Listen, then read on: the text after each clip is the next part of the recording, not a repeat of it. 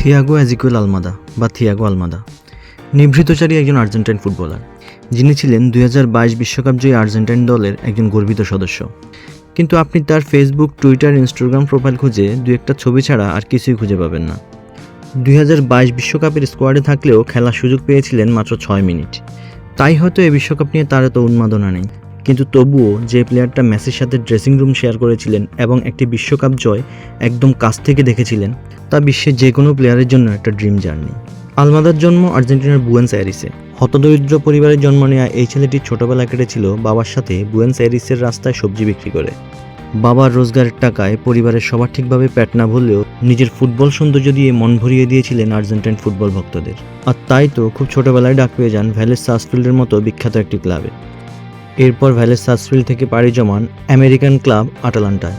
Atalanta থেকে Botafogo হয়ে বর্তমানে লিও। ক্লাব লিওর হয়ে বর্তমানে মাঠ মাতাচ্ছেন আলমাদা। আলমাদা মূলত একজন অ্যাটাকিং মিডফিল্ডার, কিন্তু প্রয়োজন অনুসারে তিনি রাইট উইং কিংবা লেফট উইংও খেলতে পারেন।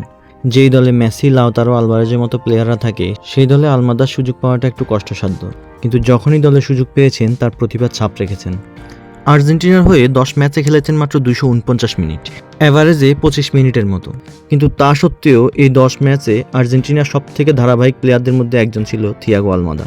এর মধ্যে তিনি 4টি গোল এবং 1টি অ্যাসিস্ট করে সরাসরি 5টি গোলে অবদান রেখেছেন। মেসি, লাউতারো ছাড়া আর কোনো প্লেয়ার এই 10 ম্যাচে এত গোল এবং অ্যাসিস্ট করতে পারেননি। বিখ্যাত আর্জেন্টাইন ফুটবল বিশ্লেষক দিয়েগো লাতেরো আলমাদার খেলার স্টাইলকে বলেছেন স্টাইল অফ দ্য স্ট্রিট, যে খেলার ধরন খুব সুন্দর বা নান্দনিক না, কিন্তু অত্যন্ত কার্যকর। মেসি পরবর্তী যুগে আর্জেন্টিনার 10 নম্বর জার্সির সবথেকে বড় দাবিদার হবেন এই থিয়াগো আলমাদা।